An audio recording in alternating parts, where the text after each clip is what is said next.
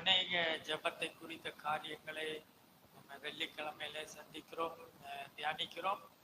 கர்த்தர் நல்லவன். எந்த நாளின் செய்திக்கு நேராய் நாம் கடந்து செல்வோம். கர்த்தர் நம்மோடு கூட பேசுவாராக. ஆவியானவர் வேதத்துல வெளிப்படுத்தல எல்லா சபைகளுக்கும் சொல்லுகிறது.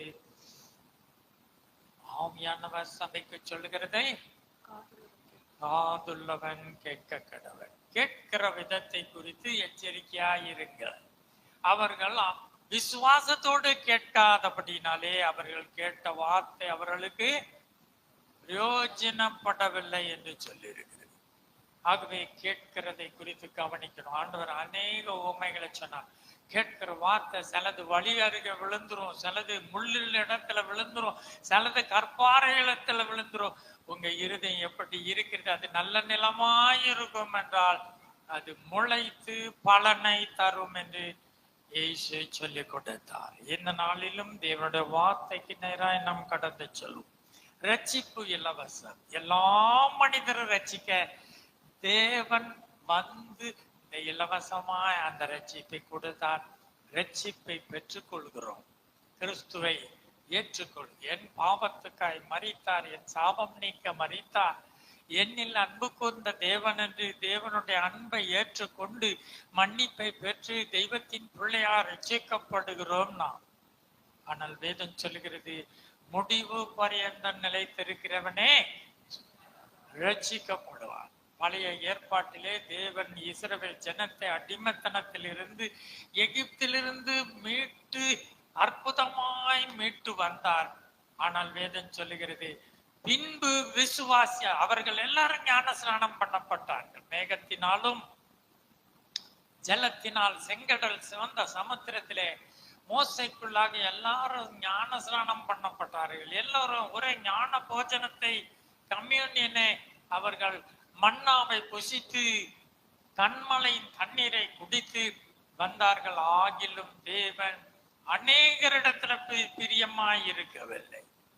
பழைய ஏற்பாட்டு காரியத்தை சொல்ற, சாட்சியாகமத்தை சொல்ற, தேவன் அநேகரிடத்துல பிரியமாய் இருக்கவில்லை. ஏனென்றால் அவர்கள் வனாந்திரத்திலே அவர்கள் விசுவாசிக்கவில்லை, முறுமுறுத்தார்கள் என்று நம்ம இங்க பார்க்கிறோம். ஆகவே முடிவு பரியந்தம் நிலைத்திருந்தாதான் பரம கானானுக்குள்ள நம்ம போய் சேர முடியும்.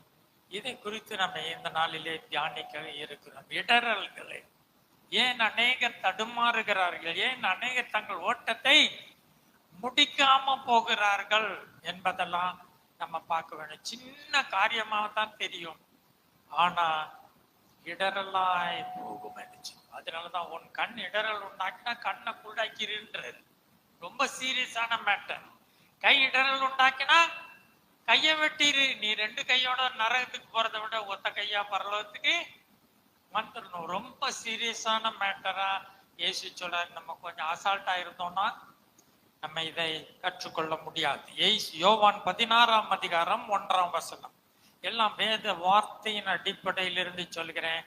தேவனுடைய சத்தியத்துக்கு நம்ம செவி கொடுக்கும் பொழுது, இது எங்க வந்து ஏதோ குமார் பேசுறான்னு நினைச்சிடக்கூடாது. தேவன் ஆவியானவர் பேசுகிறத நம்ம கேட்க வேண்டும். யோவான் 16:1. நீங்கள் இடரல் அடையாதபடிக்கு இவைகளை உங்களுக்கு சொன்னேன்.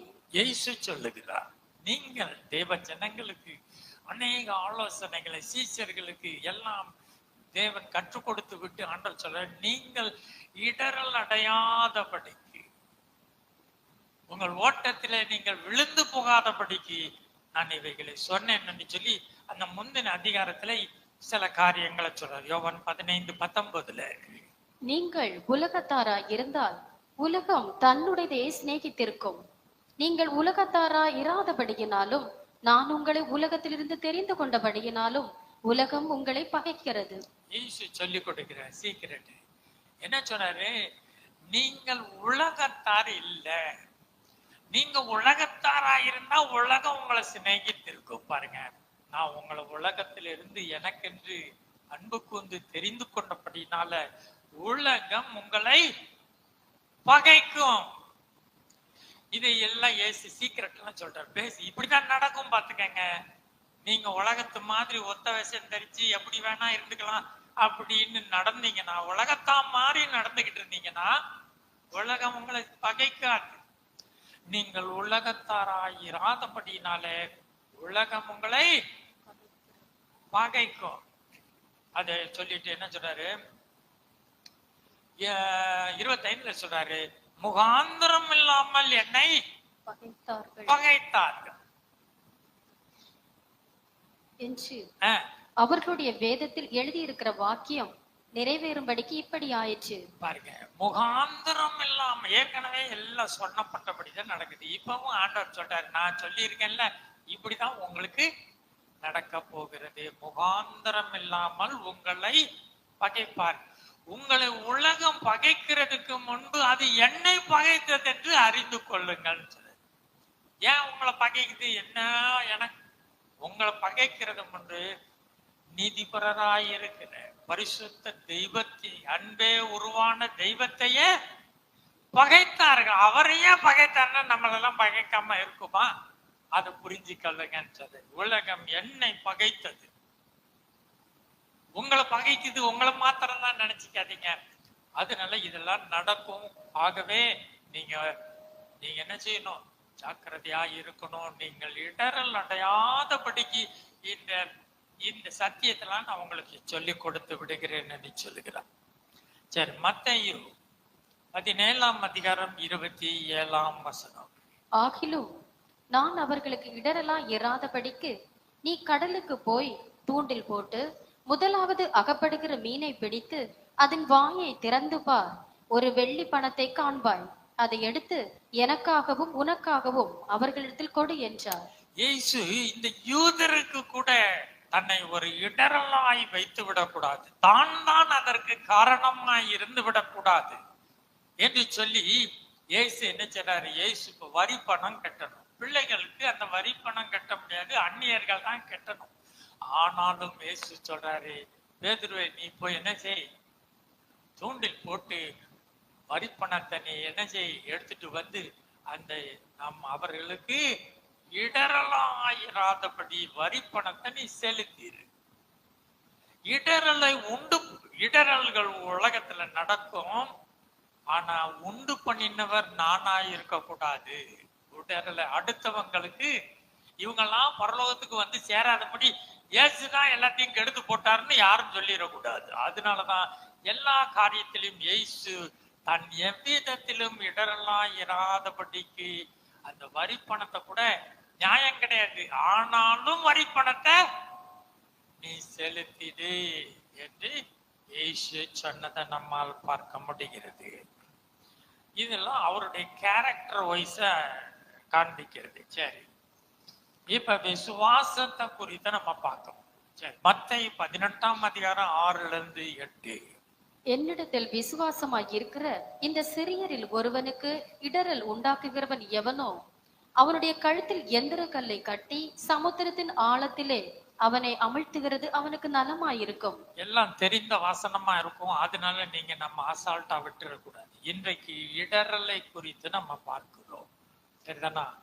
இயேசு சொன்னா சிறு பிள்ளையை கொண்டு வந்துட்டு பரலோக ராஜ்யம் இப்படிப்பட்டவர்கள் உரியது அப்படின்னு சொல்லிட்டு, இப்ப இயேசு என்ன சொன்னா, என்னிடத்தில் விசுவாசமா இருக்கிற இந்த சிறியர். இப்ப ஒரு ஸ்பெசிபிக்கா ஒரு சிறியரை குறித்து பேசுகிறார். விசுவாசமா இருக்கிற சிறியர்கள், அவங்க சின்ன குழந்தையா இருக்கலாம், பெரியவங்களா இருக்கலாம், ஒரு விசுவாசியாக தேவனுடைய ராஜ்யத்திலே இருக்கிற, தேவனை நம்பி தேவனுடைய ஆலயத்துக்கு என்று தேவனை சேவித்து தேவனுடைய ராஜ்யத்திலே செயல்படுகிற எந்த விசுவாசியை குறித்து சொல்லுகிறார். இந்த சிறியர் என்னிடத்திலே விசுவாசமா இருக்கிற, அவங்க பார்த்தா சிம்பிளா இருக்கலாம், கூரை வீட்டுல இருக்கலாம், சைக்கிள் ஓட்டிட்டு வரலாம், ஆலயத்துக்கு புது ட்ரெஸ் இல்லாம வரலாம், ஆனா அவர்கள் தேவனிடத்துல விசுவாசிகளா இருக்க முடியும்.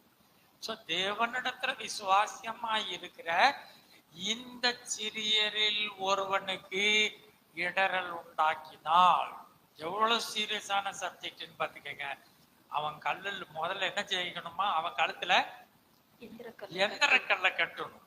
அப்புறம் என்ன செய்யணுமா, சமுத்திரத்தின் ஆழத்துல போய் போட்டா கூட நல்லதுன்னு சொல்றாரு. அப்படின்னு என்னன்னு சொல்றாருன்னா, இட் இஸ் பெட்டர்.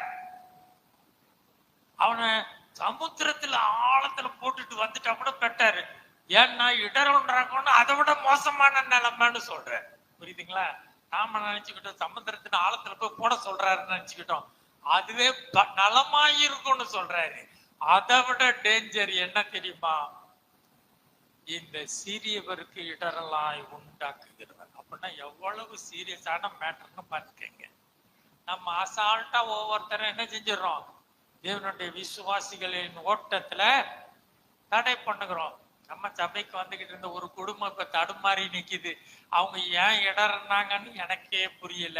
ஆகிலும் நம்ம பரிசோதிக்கணும். நான் ஒருவேளை இடரலா இருந்திருப்பேனோ என்று நம்மை பரிசோதிக்க வேண்டும். காரணம் இல்லாமலாம் சிலர் போயிடுவாங்க, அதை பத்தி நம்ம கவலை இல்லை. ஆனால் இந்த சிறியில் ஒருவனுக்கு இடரல் உண்டாக்கினால் அவன் கழுத்துல எத்தனை கல்ல கட்டணும்? சமுத்திரத்தின் ஆழத்துல போட்டா கூட பரவாயில்ல, அது நலமா இருக்கும். ஏன்னா அவனுடைய நிலைமை இன்னும் மோசமா இருக்குது. அவன் கொடிய ஆக்கினைக்குரியவனாய் இருக்கிறான் என்று வேதத்துல இயேசு தெளிவாய் சொல்லி கொடுக்கிறாரு. இன்றைக்கு நாம பார்க்கிற காரியம் இடரல். எவ்விதத்திலும் நான் இடரலாய் யாருக்கும் இருக்க முடியாது. வரி கட்டணுமாப்பா, வரி கட்ட வேண்டாம். இயேசு வரி கட்டணுமா? பிள்ளைகள் கட்ட வேண்டாம், அந்நியர்கள் தான் கட்டணும். ஆனாலும் நாம் அவர்களுக்கு இடரலாயிராதபடி போய் என்ன செஞ்சிரு?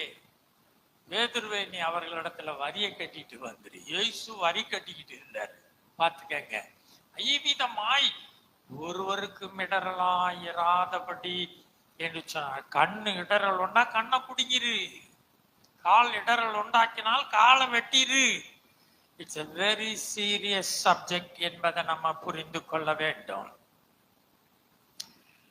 7ஆம் வசனம் படிச்சோமா? இடர்களில் நிமித்தம் உலகத்துக்கு ஐயோ. பாருங்க, இந்த இடரல் நிமித்தமாய் உலகத்துக்கு ஐயோ ஐயோ. உலகம் இடறுகிறது. ஏனென்றால் பகைக்கிறது. உலகம் ஒளியை அது பகைக்கிறது. இயேசு உலகம், நீங்கள் உலகத்தாராயிராதபடியினாலே உலகம் உங்களை பகைக்கிறது. இடர்கள் நிமித்தமாய் உலகத்திற்கு ஐயோ ஐயோ. இடர்கள் வருவது அவசியம். இடரல்கள் அவசியம். இப்படிதான் நடக்கும். எனக்கு நடந்த மாதிரி உங்களுக்கும் நடக்கும். நீங்கள் இடராதபடிக்கு இவைகளை உங்களுக்கு சொல்லுகிறேன். இடரல்கள் அவசியம். ஆனாலும் எந்த மனுஷனால் இடரல் வருகிறதோ அவனுக்கு ஐயோ.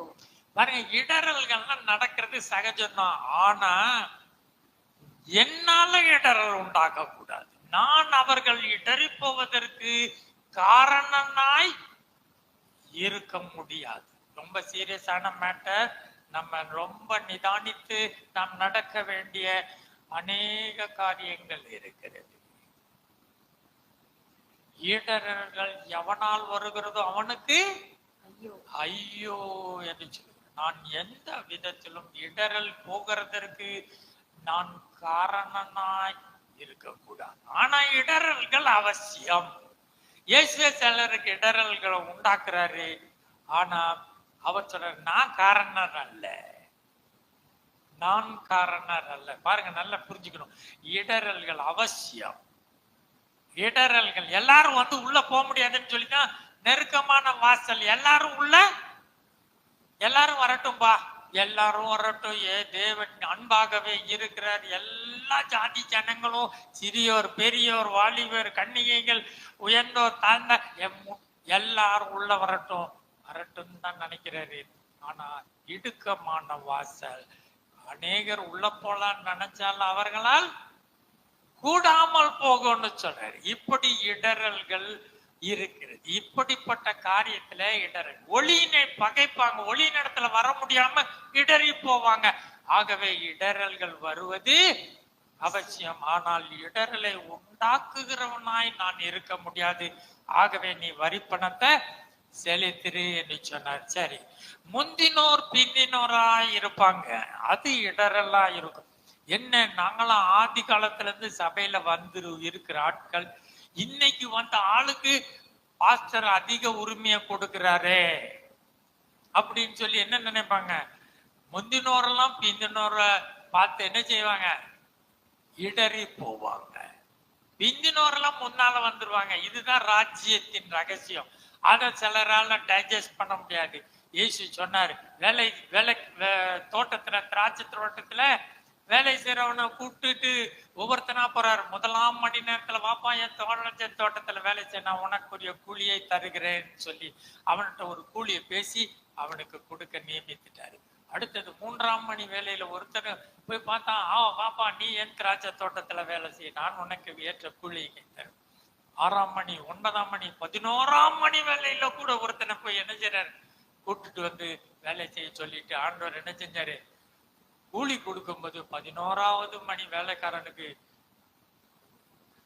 சமமாய் முழு சம்பளத்தை கொடுத்துட்டாரு.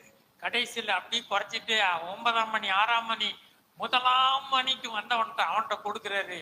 அதே சம்பளத்தை கொடுத்தவன இவனுக்கு என்ன செய்யுது? அது இடரலாய் இருக்கிறது. நீதியாய் நடந்தார், ஆனாலும் கூட தெய்வத்தின் தயாளத்தை அவனால் ஏற்றுக்கொள்ள முடியவில்லை. கடைசியில வந்தவனுக்கு இவ்வளவு ஆசீர்வாதம் கொடுத்தீங்கல்ல, அதனால எனக்கு தேவையில்லைன்னு சொல்லிட்டு கோவப்பட்டுட்டு என்ன செய்யறான்? போற மாதிரி. இது இடரலாம் இருக்கிறது. இடரல்கள் அவசியம். ஆனா இப்ப எஜமான அந்த இடரல் உண்டாக்குறான் இல்ல, ஆனா அவங்களா இடறி போறாங்க. ஏன்னா எஜமானுடைய தாராள குணத்தை புரிந்து கொள்ள முடியவில்லை. மூத்தவன் இளையவன், கெட்ட குமாரன் கதையில இளைவன் பண்ணி திங்கிற தவிடு கூட கிடைக்காம உள்ள வந்துட்டான் வீட்டுக்குள்ள. மனம் திரும்பி மரித்தவனாய் இருந்தவன் உயிர் உள்ளவனாய் வந்து ஆசீர்வாதத்தை பெற்று ரொம்ப சந்தோஷமா வீட்டுக்குள்ள உட்கார்ந்துருக்காரு.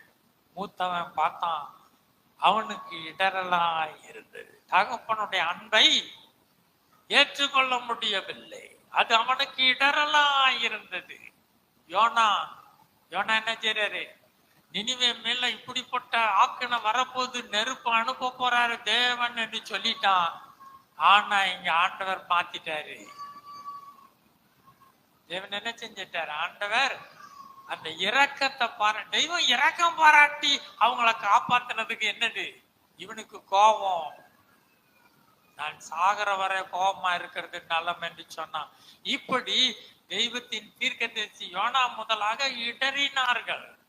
இடறல்கள் மிகவும் எல்லா நிலைமையிலும் இடறல் வருது, கசக்குது.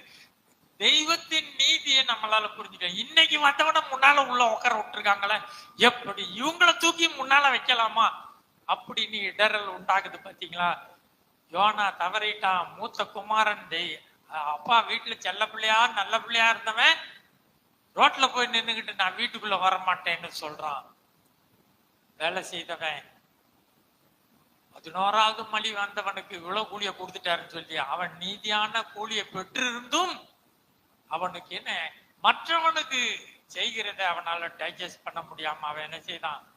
இடரல் அடைகிறான். இவ்விதமாக இடரல் எப்படி நம்ம பாதிக்கப்படுகிறோம் என்பதுல பார்த்தோம். ஈஸியா ஒண்ணுமே தெரியாது, நான் செய்யறது நியாயம் தானே. அவன் சொல்லியிருப்பான், நான் 1ஆவது மணில இருந்து வேலை செஞ்சேன், இவன் 11ஆவது மணி தான் வந்தான், இது கொஞ்சமாவது நியாயம் இருக்குதா? அவனுக்கு என்னது? அவன் தம்பி உனக்கு நான் பேசினது இவ்வளவு தானப்பா, உனக்கு கொஞ்சமாவது அநியாயம் செஞ்சனப்பா, முழுசா கொடுத்துட்டேன். ஆனா நான் தயாளமா இருக்கிறத போய் உனக்கு கடினமா இருக்கிறது. இப்படிதான் இந்த ராஜ்யத்துல அநேகர் என்ன செய்யறாங்க? தப்பு கணக்கு. நான் நியாயமா பேசுறேன், நீ நியாயமா பேசுற மாதிரி தான் தெரியும், ஆனா மற்றவங்களை பாதிக்கிற மாதிரி பேசினா நீ இடரல் உண்டாக்குகிறாய். உன்னுடைய கழுத்துல செந்திரக்கல்ல கட்டி சமுத்திரத்தின் ஆழத்துல போடுவது நலமாயிருக்கும் என்று சொல்லிக் கொடு. சரி, இந்த இடரலை குறித்து நம்ம இன்னுமாய் ஆழமாய் பார்ப்போம். மத்தேயு 13ஆம் அதிகாரம் 54 முதல் 57. ஜெப ஆலயத்துல இயேசு உபதேசம் பண்ணி கொண்டு இருக்கிறார். உபதேசத்துல இடரல் உண்டாகிறது. இயேசு ஜெப ஆலயத்துல உபதேசம் தாம் வளர்ந்த ஊரிலே வந்து அவர்களுடைய ஜெப ஆலயத்தில் அவர்களுக்கு உபதேசம் பண்ணினார். இயேசு சொந்த ஊரு நாசரேத்துக்கு வந்து அங்க ஜெப ஆலயத்துல உபதேசம் தான் பண்ணிக்கிட்டு இருக்காரு. இயேசுவின் உபதேசத்தை பண்ணும் பொழுது எப்படி இடறினார்கள். அவர்கள் ஆச்சரியப்பட்டு சொந்த ஊரு பிள்ளைங்களே இயேசு என்ன மாதிரி பேசுறாருப்பா, அடேங்கப்பா ஒரு அப்படின்னு நினைக்கிறாங்க. இவனுக்கு இந்த ஞானமும் பலத்த செய்கைகளும் எப்படி வந்தது? பாருங்க, இயேசுவை பார்த்த உடனே இவர் என்ன இவ்வளவு ஞானமா பேசுறாரு, இவர் என்ன இவ்வளவு பெரிய அற்புத செயல்கள் எல்லாம் செய்யறாரு, பிசாசுகளை துரத்துகிறாரு, இந்த மகிமையான காரியங்களை செய்யறாரே, இவன் தச்சனுடைய குமாரன் அல்லவா? இப்ப சொல்றாங்க இவ்வளவு ஞானமா பேசுறாரு, ஆனா இவர் யாரு? தச்சனுடைய குமாரன் அல்லவா? இவன் தாய் மரியாள் என்பவள் அல்லவா? இவங்களுக்கு நல்லா தெரியும் சொந்த ஊர்ல தீர்க்கதரிசிக்கு மரியாதை கிடையாது, இயேசு சொல்லிட்டாரு. பாருங்க, சொந்த ஊர் தான், சொந்தக்காரங்க உங்களை நம்ப மாட்டாங்க. நீங்க எவ்வளவு தேவனை நெருங்கின பிள்ளையா இருக்கலாம், நீங்கள் தேவனிடத்துல இவ்வளவு உங்க வார்த்தைக்கு ஆண்டவர் உடனே பதில் கொடுக்கறவங்களா இருக்கலாம், நான் கொஞ்சம் உங்களுக்காக ஜெபிக்கிறேன்னு சொல்லுங்க, சொந்தக்காரங்க மாட்டாங்க, ஒத்துக்க மாட்டாங்க. சொந்த ஊரில தீர்க்கதரிசிக்கு இடம் இல்ல.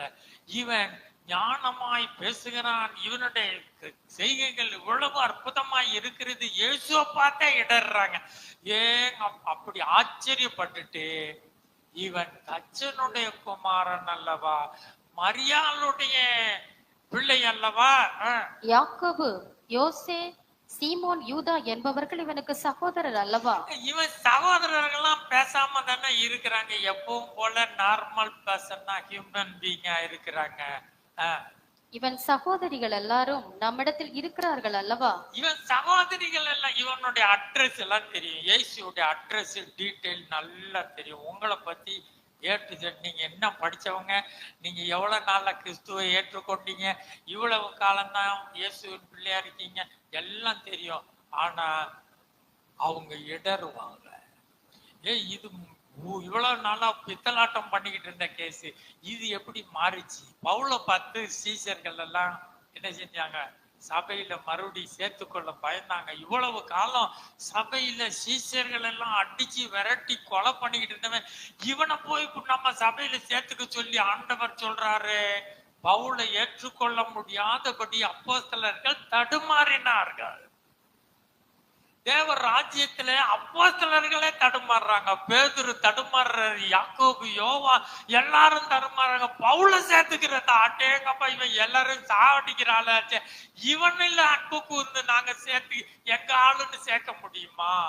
ஏன்னா இயேசு செய்கிறதை புரிந்து கொள்ள முடியாம, பவுலை ஏற்றுக்கொள்ள முடியாம தடுமாறுகிறார்கள். ஆகவே நாமும் ஜாக்கிரதை உள்ளவர்களாய் இருக்கணும். இயேசுவை குறித்து இடரல் அடைந்தார்கள். படிங்க. இவன் சகோதரிகள் எல்லாரும் நம்மிடத்தில் இருக்கிறார்கள் அல்லவா என்று அவரை குறித்து இடரல் அடைந்தார்கள். அவர்களால நம்ப முடியல, விசுவாசிக்க முடியவில்லை. இயேசுவை விசுவாசிக்க முடியாதபடி இவர் சொல்லுகிறார், நான் மரியாளுடைய வீட்டில தான் பிறந்தேன், ஆகிலும் நான் வானத்திலிருந்து வந்தவர்னு சொன்னா ஏத்துக்க முடியல. ஆகவே அவர்கள் விசுவாசியாதபடி, விசுவாசம் என்பது காணாதது, விசுவாசம் என்பது காணப்படாதது, விசுவாசம் ஒரு ஆவிக்குரியது. நாம ஆவிக்குரிய பிள்ளைகள், நாம அநேக காரியத்தை காண்கிறபடி போக கூடாது.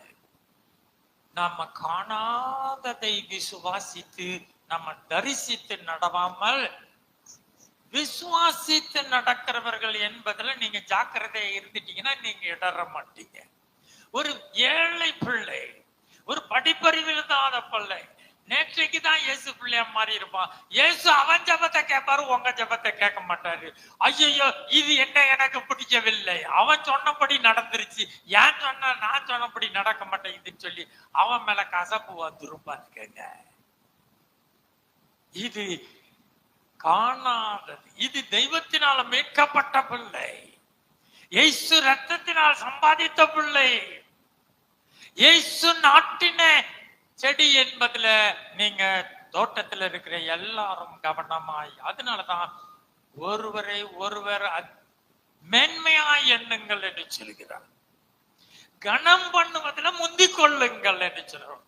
ஒருவர் மற்றவர்களை கனப்படுத்தி இப்படிதான்.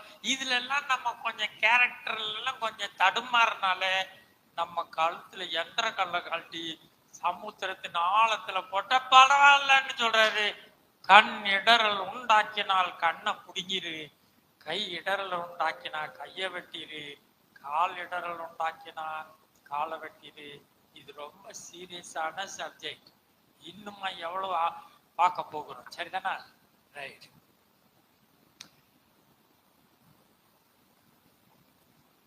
அந்த இடத்துல தான் சொல்றாங்க, இந்த கல்லில் மோதுகிறவன் நொறுங்கி போவான். as a person இயேசுவை அவர்களால் ஏற்றுக்கொள்ள முடியவில்லை. இந்த கல்லில மோதுகிறவன் நொறுங்கி போவான். அநேகரால தெய்வத்தின் பிள்ளைகளை ஏற்றுக்கொள்ள முடியாது. இன்றைக்குதான் ரட்சிக்கப்பட்டவனாய் இருக்கலாம், இன்றைக்குதான் ஆலயத்துக்கு வந்தவனாய் இருக்கலாம், வேத வார்த்தைகள் தெரியாதவனாய் இருக்கலாம், இன்னைக்குதான் பைபிளே படிக்க ஆரம்பிக்கலாம். அவர்களை நம்ம என்ன செஞ்சுறாரு, அற்பமா எண்ணிட முடியாது. இயேசுதான் கல்லு, இந்த கல்லுல மோதிரவன் இல்ல, இயேசு சம்பாதித்த சபையும் அந்த கல்லு தான். அந்த சம்பாதித்த மனவாட்டியாகிய சபையும் அதற்கு ஒப்பானது. இந்த கல்லில் மோதுகிறவன். அப்போ ஒரு சீரியர்கிட்ட போய் சாதாரணமா அசால்ட்டா விளையாட்டு காமிச்சிட்டீங்கன்னு வைங்க, எந்திர கல்ல கட்டி சமுத்திரத்தின் ஆழத்துல போடுறது நல்ல யோசிச்சோம். ஆகவே நம்ம ரொம்ப கன்சர்ன்டா இருக்கணும். ஒவ்வொரு காரியத்திலும் ஜாக்கிரதையா. ஒருத்தர் அசால்ட்டா பேசிட முடியாது. ஏசு எப்படி பார்க்கிறாருன்னு பார்க்கணும். புத்திமதி சொல்லலாம், தவறான போது கடிந்து கொள்ளலாம். ஆனால் நியாயமாய் இருக்கிற இடத்துல தவறா நீங்க கணக்கு போட்டீங்கன்னா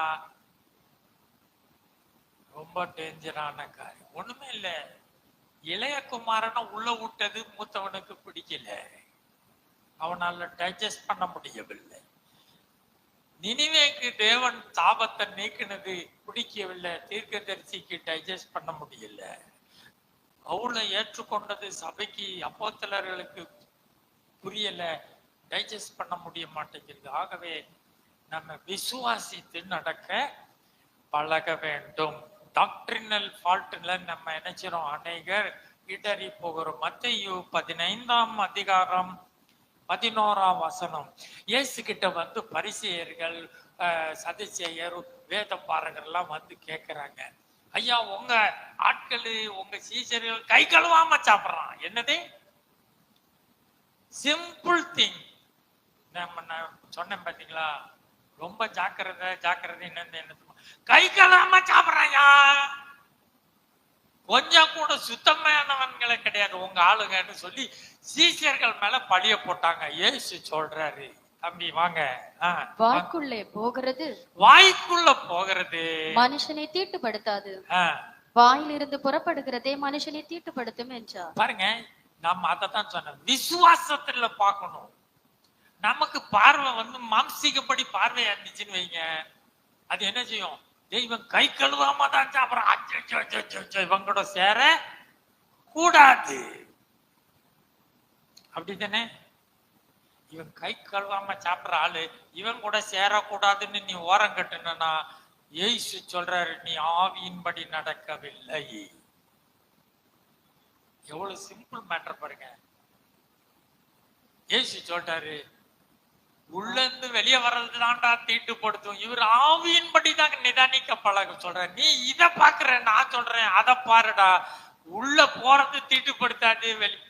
இத கேட்ட உடனே என்ன ஆச்சு பாருங்க. அப்பொழுது அவருடைய சீசர்கள் அவரிடத்தில் வந்து, பரிசேயர் இந்த வசனத்தை கேட்டு இடரல் அடைந்தார்கள் என்று அறிவீரா என்றார்கள். ஐயா உமக்கு ஒரு மேட்டர் தெரியுமா, நீர் பாட்டுக்கு கை கழுவாம சாப்பிட்டா ஒண்ணு இல்லைன்னு சொல்லிட்டு போயிட்டீரு. பரிசேயர் எல்லாம் இந்த வார்த்தையை கேட்டு இடரல் அடைந்தார்கள். எவ்வளவு சீரியஸ் ஆயிடுச்சு பாத்தீங்களா. இயேசு கூட வரமாட்டோம், ஏன்னா இயேசுடைய ஆட்கள் எல்லாம் கை கழுவாத கேஸ், கை கழுவாம டர்ட்டி ஃபெல்லோஸ், நாட்டி பாய்ஸ்ன்னு சொல்லிட்டு இவங்கெல்லாம் ரொம்ப பசுத்தவான்கள், எதுக்கு எடுத்தாலும் கை காலு கழுவி பசுத்தமான ஆலயத்துல தான் இருக்கிறவங்க பரிசேயர்கள். உங்களுடைய வார்த்தையை கேட்டு இடரல் அடைந்தார்கள்னு உங்களுக்கு தெரியுமா? நீங்க என்னமோ அசால்ட்டா கை கழுவாததை பத்தி இப்படி ஒன்ன சொல்லிட்டீங்க. ஒரு பெண்ணும் கை கழுவாம சாப்பிடறத பத்தி தானையா பேசினாங்க. என்ன மேட்டரு? கை கழுவாம சாப்பிட்டது. இது எவ்வளவு பெரிய மேட்டர் தெரியுமா? பரிசேயரை இயேசுவோட சேர விடாம பண்ணிருச்சு. எவ்வளவு சின்ன காரியம் பெரிய இடரலை உண்டாக்கினது. இயேசு சொல்றாரு 14ஆம் வசனம், அவர்களை விட்டு விடுங்கள். இயேசு சொல்றாரு, விட்டுருப்பா, அவன் இடறிட்டான்னு பயப்படாத. அவன் ஒண்ணு இல்லாததுக்கு இடறிட்டான். என்ன ஒண்ணுமே இல்லாத மேட்டர். என்ன மேட்டரு? கை கழுவாம சாப்பிட்டா ஒண்ணு இல்லப்பா. கையில இருந்து சாப்பிட்ட உள்ள போறது தீட்டுப்படுத்தாதுப்பா, உள்ள இருந்து வெளியே வர்றது தான் தீட்டுப்படுதுன்னு சொன்னாரு பாத்தீங்களா? இதுக்கே இடறி போயிட்டாங்க. அவங்கள பத்தி கவலைப்படாத, அவங்கள விட்டுடுங்க. ஏன்னா அவங்க யாரு தெரியுமா? அவர்கள் குருடருக்கு வழிகாட்டுகிற குருடரா இருக்கிறார்கள். பாருங்க, அவன் குருட்டு பைய, அவன் குருடருக்கு வழி காமிச்சுக்கிட்டு இருக்கலாம்னு நினைக்கிறான். அவனே குருட்டனுக்கு போய் வரலி காமிப்பான அவன். அந்த மாதிரி கேஸ். இவங்க இப்படிதான் இடருவாங்க. அவங்கள விட்டு டோன்ட் கேர் அபவுட். சில குருட்டு கேஸ் சிலர் என்ன செஞ்சிருவாங்க, இந்த மாதிரி கை கழுவாத காரியத்தை கூட பெருசா காமிச்சு ஏசுகிட்ட வர மாட்டாங்க. இவன் கை கழுவாம இருக்கிறான், அதனால நாங்க ஏசுகிட்ட வர மாட்டோம். இது ஏற்கனவே குருடு, அதை பத்தி கவலைப்படாத, அவங்கள விட்டுடுங்க என்று இயேசு சொல்லிவிட்டார். சரிதானா? இப்ப யோவான் 6ஆம் அதிகாரத்துக்கு வர போறோம். இது கம்யூனியனை குறித்த காரியமா இருக்கிறது. அநேகருக்கு இந்த வார்த்தைகள் எல்லாம் தெரியும். இந்த காரியத்துல எப்படியெல்லாம் இடரல் உண்டாயிற்று என்று நம்ம பார்க்க போகிறோம். சரிதானா? இப்ப இயேசு சப்ஜெக்ட் லேசா ஆரம்பிக்கிற சாதாரண சிம்பிள் காரியம் தான். நான் என்ன சொல்லி கொடுத்தேன்? இடரல் உண்டாக்குற காரியம் கை கழுவாம சாப்பிடுறது, அவனுக்கு கூலிய கொடுத்தது, மூத்தவனை இளையவனை உள்ள விட்டது, சாபத்தை நீக்கு, இப்படி எல்லாம் சின்ன சின்ன காரியத்தெல்லாம் பார்த்த உடனே அநேகர் இடறி போயிட்டாங்க. வேதத்துல எவ்வளவு சாட்சிகள் இருக்கிறது. ஆகவே இப்ப இயேசு ஒரு மேட்டருக்கு வர்றாரு. இதுல எவ்வளவு இடரல்கள் உண்டாச்சுன்னு கொஞ்சம் பாருங்க. யோவான் 6ஆம் அதிகாரம் 26ஆம் வசனம். இயேசு அவர்களுக்கு பிரதியுத்தரமாக, நீங்கள் அற்புதங்களை கண்டதினால் அல்ல, நீங்கள் அப்பம் புசித்து திருப்தி ஆனதினாலேயே என்னை தேடுகிறீர்கள் என்று. இப்ப இயேசுவை தேடி தேடி கூட்டம் ஓடி வருது. மலைகள் விட்டு ஒவ்வொரு ஊரு விட்டு ஊர் ஓடி வந்து நிக்கிறாங்க. இயேசு உங்களை எங்கெல்லாம் தேடிக்கிட்டு இருக்கிறது ரொம்ப ஆர்வமா வந்து நின்றுட்டு இயேசுகிட்ட ஜனங்கள் கூடி நிக்கிறாங்க. அப்ப இயேசு சொல்றாரு, என்ன சொன்னாரு? நீங்கள் அற்புதங்களை கண்டதினால் அல்ல, நீங்க அற்புதத்தை கண்டதுனால நீங்க வரல, நீங்கள் அப்பம் புசித்து திருப்தி ஆனதினாலேயே என்னை தேடுகிறீர்கள். 5 அப்பத்தை 5000 பேருக்கு கொடுத்தாரு.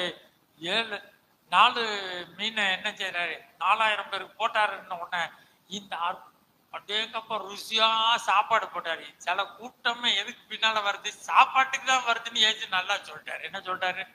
இது அற்புதத்தை பார்த்து வரல, சாப்பிட்டு திருப்தி ஆனதுனாலதான் இது வந்துச்சு. இப்ப வந்து ஆண்டவர் சாப்பாட்டு காரியத்துக்கு வந்துட்டாரு. அப்பதான் மக்களுக்கு எல்லா காரியம் புரியும்னு சொல்லிட்டு சாப்பாட்டு காரியத்துக்கு வந்துட்டு என்ன சொல்றாரு? படிங்க. அழிந்து போகிற போஜனத்திற்காக அல்ல, நித்திய ஜீவன் வரைக்கும் நிலை நிற்கிற போஜனத்திற்காகவே கிரியை நடப்பீங்கள். பிழைப்ப எதுக்குதான்? வயிற்று பிழைப்பு தானே தெரியும். இயேசுக்கு நல்லா தெரியும். மனுஷன் பிழைக்கிறதே எதுக்கு? சாப்பாட்டுக்காக தானே தெரியும். அதனாலதான் இது சாப்பாட்டு கூட்டம் தான் வந்து நிக்கிறதுன்னு தெரிஞ்சு போச்சு இயேசுக்கு.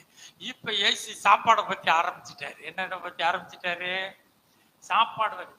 நீங்க எல்லாம் அழிந்து போகிற சாப்பாட்டுக்காக வர்றீங்கப்பா. இது எத்தனை முறை சாப்பிட்டாலும், எத்தனை கட்டு 2 பிளேட் பிரியாணி அடிச்சாலும் மறுபடியும் பசிச்சுக்கிறோம். அதனால நீங்க அழிந்து போகிற சாப்பாட்டுக்காக கிரியை நடப்பிக்காங்க. ஓடி ஓடி வர்றீங்களே, இப்படி எல்லாம் உங்க ஓட்டம் சாட்டம், உங்க தேடுதல் தட்டுதல் திறக்கப்படும், தேடுங்கள் கண்டடைவீர்கள், கேளு, இதுக்காக உங்க ஓட்டத்தை ஓடாதீங்க. அழிந்து போகிற சாப்பாட்டுக்கு உங்க ஓட்டத்தை ஓடாதீங்க.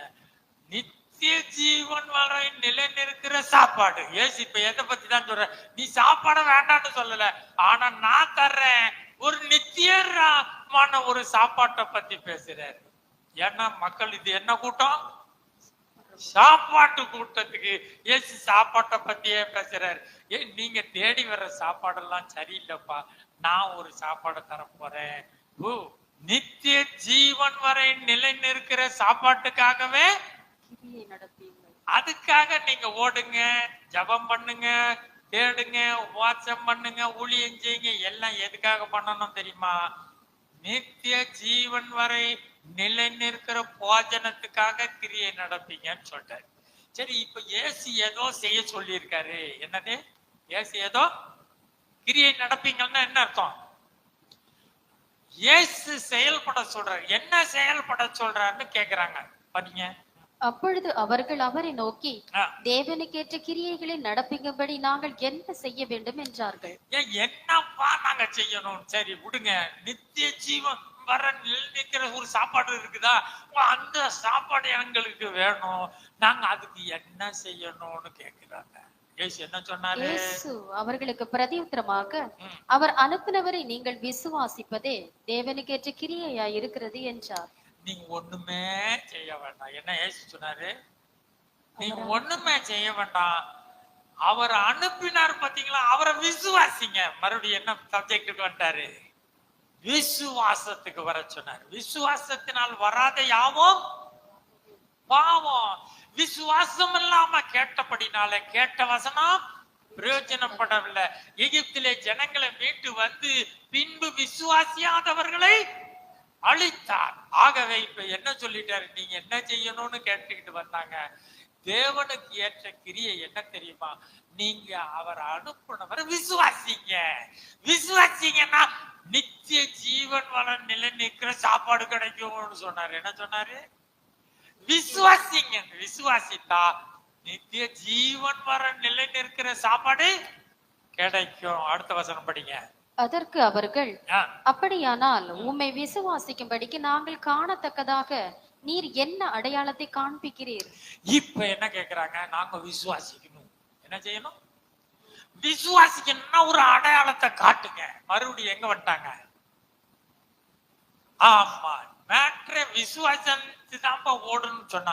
சரி சரி, நீங்க கொஞ்சம் அடையாளத்தை காமிங்க. ஏன்னா 5 அப்பத்தை அற்புதமா என்ன செஞ்சாரு? 5000 பேருக்கு போட்ட கூட்டம் தான் இங்க வந்து நின்று இருக்குது. சோ இது அற்புதத்தை பார்த்து பார்த்து விசுவாசிக்கணும்னு நினைச்சிட்டு கொஞ்சம் அற்புதத்தை காமிங்க. நித்திய ஜீவன் வர ஒரு சாப்பாடு இருக்காம கொஞ்சம் அதை காட்டுங்க. எப்படி கேக்குறாங்க? கொஞ்சம் அந்த சாப்பாட்டை காமிக்கிறீங்களா? நாங்க 5 அப்பத்தே 5000 பேருக்கு கொடுத்த சூப்பரான சுட சுட மீன் சாப்பிட்டு இருக்கிறோம். அப்போ சும்மா அப்படி முறுமுறுன்னு அப்பா சாப்பிட்டு இருக்கோம். இப்ப அந்த கொஞ்சம் காமிக்கிறீங்களா? நித்திய ஜீவன் வர ஏதோ சாப்பாடு போட போறீங்களாமே, அந்த சாப்பாட்டை கொஞ்சம் காமிக்கிறீங்களா? என்ன செய்யறாங்க? அவர் விசுவாசத்தை பத்தி பேசுறாரு. இவங்க என்ன செய்யறாங்க? எங்களுக்கு கொஞ்சம் காட்டுங்க. வானத்தில் இல்ல, அது அந்த வசனத்தை படிங்க. அதற்கு அவர்கள், இல்ல, நித்திய ஜீவனுடைய நிலைநிற்கிற போஜனம். அடுத்தது என்னது? இல்ல, தேவனுடைய இல்ல விசுவாசம். இயேசு அவர்களுக்கு பிரதியுத்தரமாக, அடையாளத்தை நீர் காண் என்னத்தை நடப்பிக்க போறீங்க? இன்னைக்கு இப்ப என்ன செய்ய போறீங்க? அன்னைக்கு 5 அப்பம் 5000 பேருக்கு போச்சு, அற்புதம் காமிச்ச மாதிரி இப்ப நித்திய ஜீவன் வள நிக்கிற சாப்பாட்டை இப்ப எங்களுக்கு காமிச்சு நீங்க என்ன செய்யணும்? என்னத்தை நடப்பிக்க, என்ன அற்புதம் செஞ்சு இதை காமிக்க போறீங்கன்னு இப்ப எல்லாம் என்ன செய்யறாங்க? பாக்குறதுக்கு ரெடியா இருக்கிறாங்க. என்ன சாப்பாடு? நித்திய ஜீவன் வர நிற்கிற சாப்பாட்டுக்காக இவங்க நிக்கிறாங்க. படிங்க. வானத்திலிருந்து இறங்கி உலகத்துக்கு ஜீவனை கொடுக்கிற அப்பமே தேவன் அருளி அப்பம் என்றார். 33 என்ன சொன்னாரு? வானத்திலிருந்து இறங்கி உலகத்துக்கு ஜீவனை கொடுக்கிற அப்பமே தேவன் அருளிய அப்பம். தேவன் அருளின் அப்பம். இவர் சொல்றது புரிய மாட்டேங்குது. இவர் என்னமோ டாபிக், இவர் ஆவிக்குரியதிலேயே பேசிக்கிட்டு இருக்காரு. இவங்க பார்த்து பார்த்து நடக்கிறவங்க. எங்கடா சாப்பாடுன்னு கேட்டா ஆண்டவர் சொல்றாரு, வானத்திலிருந்து இறங்கி வந்த எல்லா உலகத்தில் இருக்கிற எல்லா மனுஷனுக்கும் ஜீவனை, செத்து போன எல்லா ஜென்மமும் உயிரோட அடைந்து வரணும்னா ஜீவனை கொடுக்கிற அப்பமே மெய்யான அப்பம் என்று சொல்லிட்டு என்ன செய்யறாரு, தேவன் அருளுகிற அப்பம் பாருங்க அப்படின்னு சொல்றாரு. இந்த இது மனுஷன் கொடுக்கிற அப்பம் கிடையாது, இது தேவன் கொடுக்கிற அப்பம். இது எங்க இருந்து இறங்கி வந்துச்சு? வானத்திலிருந்து. சாப்பாட்டை பத்தி இன்னும் பேசிக்கிட்டே வராது. வானத்திலிருந்து இறங்கி வந்த அப்பம். அப்பொழுது அவர்கள் அவரை நோக்கி, ஆண்டவரே, இந்த அப்பத்தை எப்பொழுதும் எங்களுக்கு தர வேண்டும் என்றார்கள். அன்றன்றுள்ள அப்பத்தை தர சொல்லி ஜபம் பண்ணிக்கிட்டு இருக்கோமே, இப்ப கேக்குறாங்க. என்ன கேக்குறாங்க?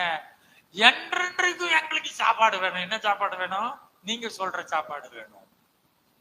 இந்த அப்பத்தை எங்களுக்கு எப்பொழுது தாரும் ஆண்டவரே. ஏதோ வானத்திலிருந்து ஒரு அப்பம் வருதுன்னு சொன்னீங்களே, கொண்டாங்க கொண்டாங்க, சீக்கிரமா எல்லாரும் வெயிட்டிங்ல இருக்காங்க. வானத்திலிருந்து வந்த அப்பம் இப்ப எல்லாருக்கும் ஏசி காமிக்க போறாரு அப்படின்னு சொல்லிட்டு வந்த உடனே 35 சொல்றாரு, இயேசு அவர்களை நோக்கி, ஜீவ அப்பம் நானே. இப்ப இயேசு என்ன சொல்லிட்டாரு? நான் தான் அப்பம்னு சொல்லிட்டாரு. என்னடா இவ்வளவு நேரம் ஏதோ காமிக்கிறேன்னு கூட்டிட்டு போயிட்டு இப்ப இயேசு சொல்றாரு, நான் தான் அந்த அப்பம்னு சொல்லிட்டாரு. என்னன்னா நித்திய ஜீவன் வேணா நிக்கணும்னு சொல்லி ஒரு அப்பத்தை பத்தி சொல்லிட்டு இருந்தாரு. நீ இந்த அப்பத்தை சாப்பிட்டா பசிக்கும். பிதாக்கள் மன்னாவை சாப்பிட்டாங்க, அந்த அப்பத்தை சாப்பிட்டவங்க எல்லாம் செத்து போயிட்டாங்க. இந்த அப்பத்தை சாப்பிடுறவங்க நித்திய ஜீவன் வர நிலை நிற்கிற அப்பம், நித்திய ஜீவனை பெற்றுக் கொள்வாங்கன்னு சொல்லி நித்திய ஜீவ அப்பத்தை சொல்லும் பொழுது இயேசு சொல்றாரு, நானே அந்த ஜீவ அப்பம். என்னிடத்தில் வருகிறவன் ஒரு காலம் பசி அடையான். பசிக்கே வர மாட்டாங்க. என்னிடத்தில் விசுவாசமாய் இருக்கிறவன் ஒரு காலம் தாகம் அடையான். ஒரு நாளும் தாகம் அடையாதுப்பா. இந்த அப்பத்துக்கிட்ட வந்துட்டீங்கன்னு சொல்லி இப்ப இயேசு காணாததை குறித்து பேசிக் கொண்டிருக்கிறார். சரி, 41. நான் வானத்திலிருந்து வந்த அப்பம் என்று அவர் சொன்னது நிமித்தம் யூதர்கள் அவரை குறித்து முறுமுறுத்து, போதும், இவர் வானத்திலிருந்து வந்த அப்போன்னு சொல்லிட்டாரு. என்ன சொல்லிட்டாரு? இயேசு நல்லா தெரியும் இந்த யூதர்களுக்கு. இயேசுவை வாட்ச் பண்ணிக்கிட்டே இருக்காங்க. துரத்தி துரத்தி அடிச்சுக்கிட்டு இவரு என்னடா கூட்டம் கூட்டமா சேர்த்துக்கிட்டு போறாருன்னு பார்த்து இந்த யூதர்கள் வந்தாங்க. இப்ப இயேசு சொல்றாரு, நானே வானத்திலிருந்து வந்த அப்போ. இவன் என்னடா கத்த புருடா விடுறான். இவரு இங்கு யாரு? யோசேப்பின் தச்சனுடைய குமாரன், மரியாள் விட்டு பிள்ளை, மரியாளின் மகன். இவன் சகோதர சகோதரி எல்லாம் இங்கேதான் இருக்காங்க. இவன் என்ன சொல்றான்? வானத்திலிருந்து வந்த அப்போன்னு சொல்றானே என்று தங்களுக்குள்ளே முறுமுறுத்தார்கள். இஸ்ரவேல் ஜனங்கள் என்ன செஞ்சாங்க? வனாந்தரத்திலே முறுமுறுத்து தேவனை விசுவாசியாமல் எல்லாரும் காணணும் காண்றதான் பார்த்தாங்களே தவிர காணாததை பார்க்கவில்லை. என்ன செய்யணும்? விசுவாசம்னா இடராது. காண்கிறது நம்மளுக்கு மிஸ்டேக் பண்ணிடும். இவன் நேற்றுதான் வந்தா 11 மணிக்கு வந்தவனுக்கு எப்படி கூலி? காண்கிறது என்ன செய்யும்? இடர பண்ணும். விசுவாசித்து நடத்தோம்னா இந்த இடரல் உண்டாகாது. இதைத்தான் நம்ம புரிஞ்சு கொள்ளணும். இப்ப யூதர்கள் என்ன செஞ்சிட்டாங்க? இவர் வானத்திலிருந்து அப்போன்ட்டாரு. எனக்கு தெரியாத இவர் அட்ரஸ். இவங்க எங்க போயிட்டாங்க? கண்டதுக்கு போயிட்டாங்க. காணாததை விசுவாசிக்க முடியவில்லை. நானே வானத்திலிருந்து இறங்கின ஜீவ அப்பம். 51.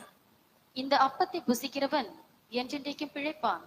நான் கொடுக்கும் அப்பம் உலகத்தின் ஜீவனுக்காக நான் கொடுக்கும் என் மாம்சமே என்றார். இப்ப இயேசு சொல்லிட்டு வந்துட்டாரு. யூதர்கள் ஆல்ரெடி இடரல் அடைஞ்சாச்சு.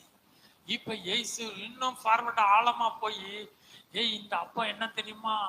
என்னுடைய மாம்சம்னு சொல்லிட்டாரு. ஏங்கப்பா என்னடா இவரு என்னெல்லாமோ சொல்லிட்டு வந்து கடைசியில எங்க பண்ணிட்டாரு, இவரை சாப்பிட சொல்லிட்டாங்கல்ல, இவருடைய மாம்சத்தை சாப்பிடுன்னு சொல்லிட்டாரேன்னு சொல்லி இப்பதான் யூதர்கள் இடம் இருந்தாங்க. இவர் மாம்சமே என்று சொன்ன உடனே அப்பொழுது 52 யூதர்கள் இவன் தன்னுடைய மாம்சத்தை எப்படி நமக்கு புசிக்க கொடுப்பான் என்று தங்களுக்குள்ளே வாக்குவாதம் பண்ணினார்கள். முறுமுறுப்பு இப்ப வாக்குவாதத்துக்கு போயிருச்சு. எங்க போய் கொஞ்சம் கொஞ்சமா எங்க போயிட்டு முறுமுறுக்கத்தான் ஆரம்பிப்பாங்க, அது கடைசியில வாக்குவாதத்துக்கு போயிரும். டேய், இவன் பேச்செல்லாம் யாராவது கேட்க முடியுமா? என்னமோ கொஞ்சம் கொஞ்சமா போயிட்டு நேரம் போய் இவரை சாப்பிடுன்னு சொல்லிட்டாரு. இதெல்லாம் நாங்க பார்த்தோம். நாங்க இதெல்லாம் ஒத்து வராத கேஸ் என்று தங்களுக்குள்ளே இவங்க நம்ம ஞானமா பேசுறாருன்னு நினைச்சோம். இவன் அற்புதங்கள் இவ்வளவு பலத்த செய்கையில செய்யறான்னு சொல்லி நாங்க ஆச்சரியப்பட்டு வந்தோம். இது மரியாள்கிட்ட பிறந்ததுன்னு ஒரு டவுட் இருந்துச்சு பாரு, இப்ப கன்ஃபார்ம் ஆயிருச்சு. இவரு அண்ணைய சாப்பிடுன்னு சொல்றாரு. இந்த ஆளு பேச்செல்லாம் கேட்க எப்படி முடியும் என்று அவர்களுக்குள்ளே வாக்குவாதம் பண்ணி கொண்டார்கள். எவ்வளவு பாருங்க, சின்ன காரியம் எப்படி எல்லாம் போச்சு பாத்தீங்க. இவங்களுக்கு சாப்பாட்டை பத்தி தான் தேடி வர்ற கூட்டம், சாப்பாட்டை பத்தியே பேசினாரு. கை கழுவாம சாப்பிடுறாங்கன்னு சொன்னாரு. இப்படி டாபிக் இப்படி போயிட்டு இருக்குது. போக போக போக ஒவ்வொருத்தன் கலந்துகிட்டே போயிட்டு இருக்காங்க. வாக்கு தத்தம் என்ன வாக்குவாதத்துக்கு போயிடுச்சு. சரிதானா? இன்னும் படிங்க 58. வானத்தில் இருந்திருக்கிற அப்பம் இதுவே, இது உங்கள் பிதாக்கள் புசித்த மன்னாவை போல அல்ல. இப்ப பிதாக்களோட ரிலேட் பண்றாரு. மன்னா சாப்பிட்ட பிள்ளைங்க தானே நீங்களா? என்ன சாப்பிட்டீங்க? வானத்தில் தேவ தூதர்களின் அப்பத்தை புசித்த கூட்டம். இது உங்க பிதாக்கள் சாப்பிட்ட மன்னா மாதிரி கிடையாது. அவர்கள் மரித்தார்களே. மன்னாவை சாப்பிட்ட கூட செத்து போயிட்டான். தூதர்களின் அப்பத்தை சாப்பிட்டவன் செத்து போயிட்டான். இந்த அப்பத்தை புசிக்கிறவனோ என்றென்றைக்கு பிழைப்பான் என்றார். ஆனா இந்த அப்பத்தை புசிக்கிறவன் பிழைப்பான்னு சொன்னாரு. இப்ப எங்க போயிட்டாரு? இன்னும் ஆழமா போறாரு. சத்தியம் எங்க போகுது? உபதேசம் ஆழமா போக போக போக என்ன ஆச்சுன்னு பாருங்க. கப்பர்நகூமில் உள்ள, சரி, இது ஜெபாலயத்துல இயேசு செய்து கொண்டிருந்த உபதேசம். 60ஆம் வசனம்.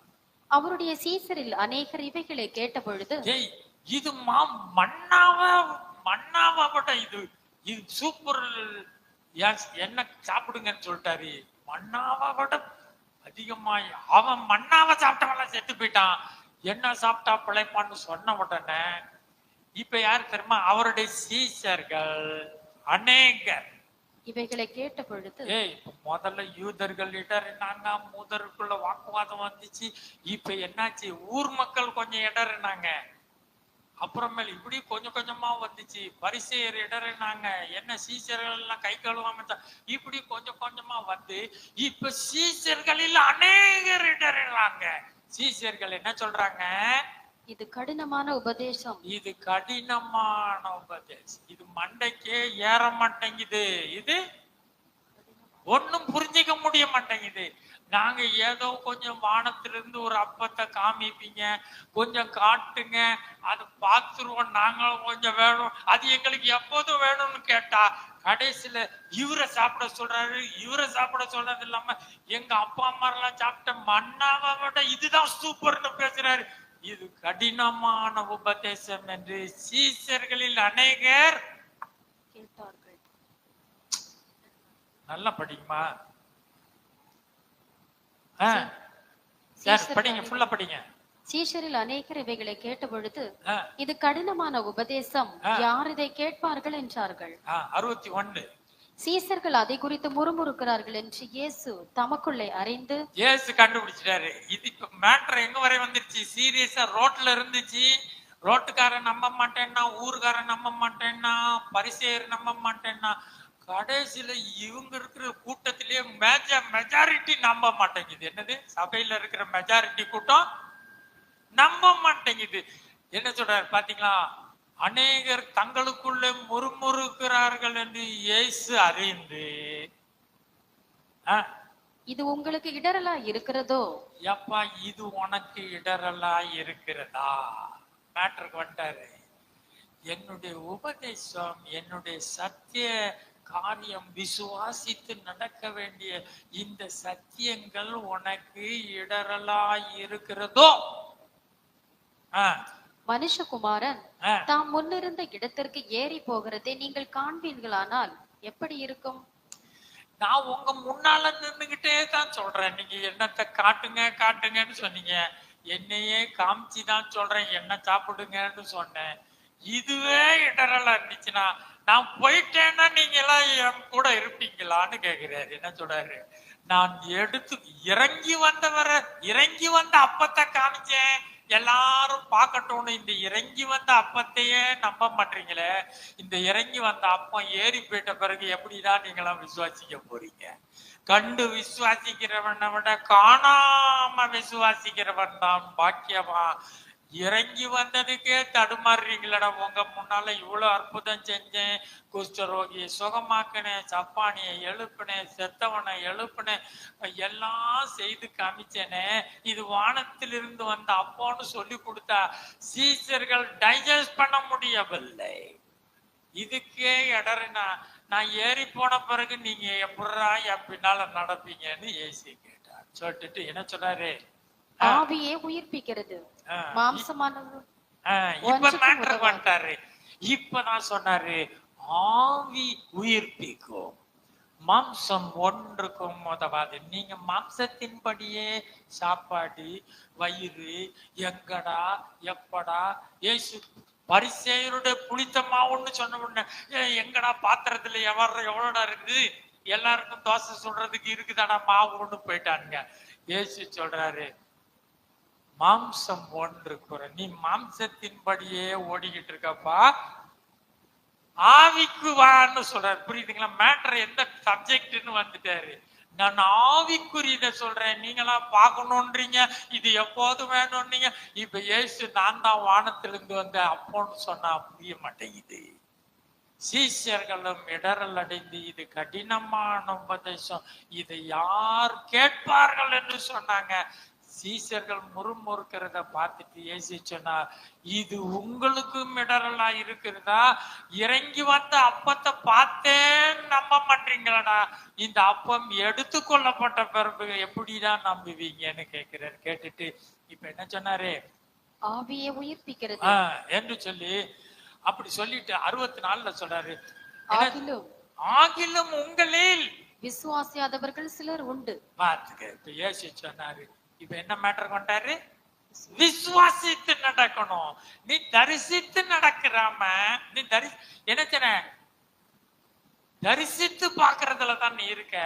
இது காணாததை விசுவாசிக்கிற மார்க்கம்.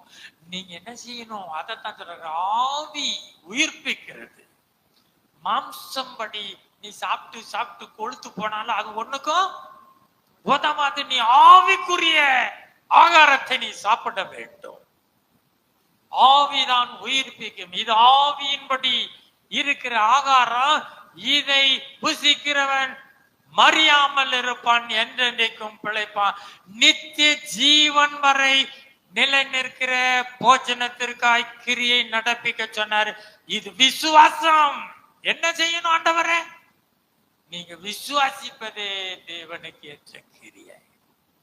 ஆகத்தான் சொல்றாரு, உங்களிலும் சிலர் விசுவாசியாதவர்கள் சிலர் உண்டு. இப்ப மேட்டர் தெளிவு பண்ணாரு.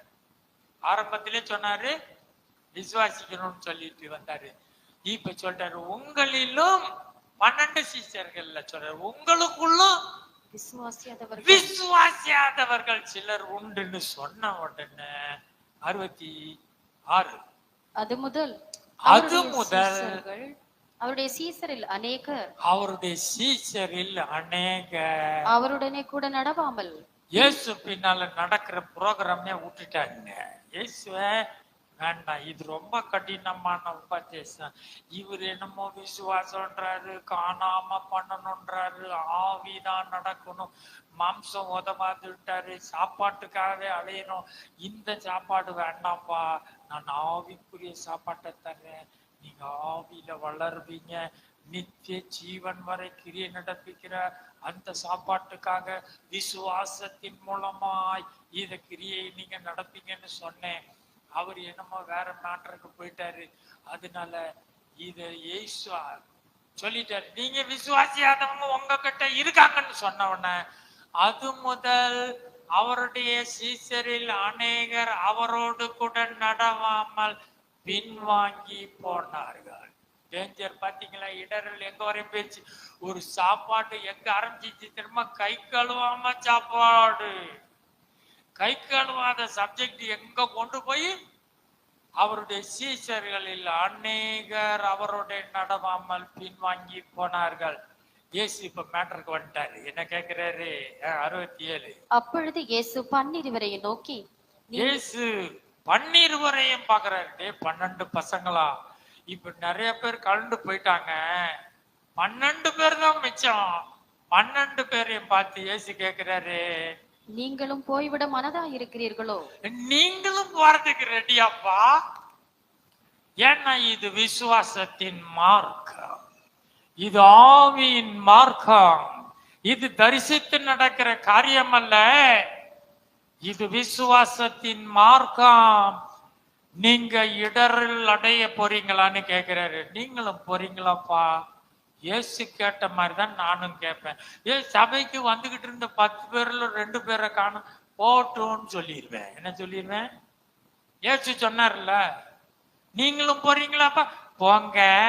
அப்படிதான் நானும் இருப்பேன். எங்க ஏசாப்பா மாதிரி தான் நானும் நடந்துக்குவேன். கூட்டம் வரலன்னா பரவாயில்ல.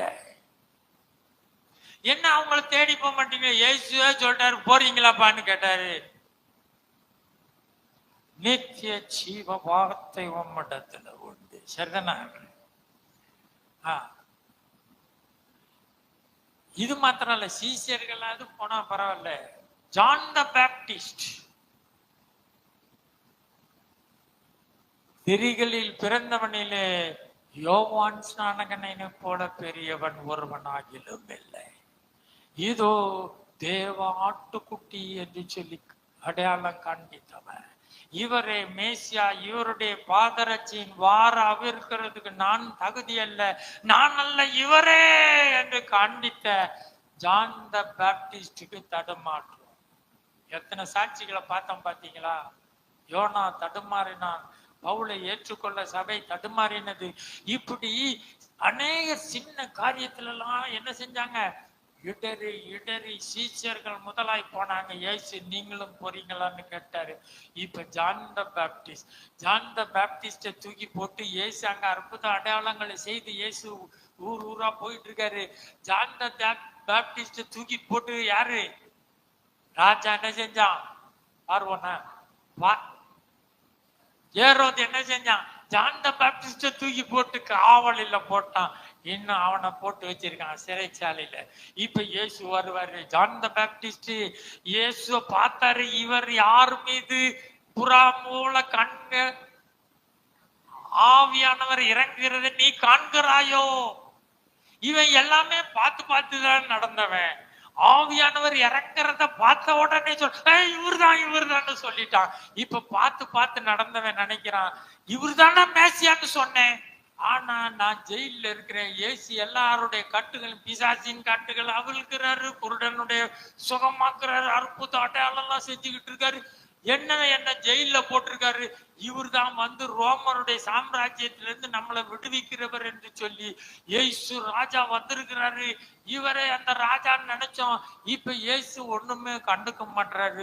நான் ஜெயில இங்க பட்னியா கடந்துகிட்டு இருக்கேன், எனக்கு என்ன ஆகுமோ தெரியாம பயமா இருக்குதுன்னு சொல்லி ஜான் த பேப்டிஸ்ட் தன்னுடைய சீசல்ல 2 பேரை அனுப்பி விட்டு, டேய் போய் கேட்டு வாங்கடா, வர வேண்டியவர் இவர் தானா இல்ல வேற ஆளா? வேறொரு காத்திருக்கணுமா? நான் ஜெயில கிடக்குறேன், என்னை காப்பாத்துறதுக்கு வரல. ஏசு ஊர் ஊரா என்னெல்லாம மேட்டர்ல ரொம்ப பிஸியா இருக்காரு. எப்பதான் என்ன காப்பாற்றுவாரு?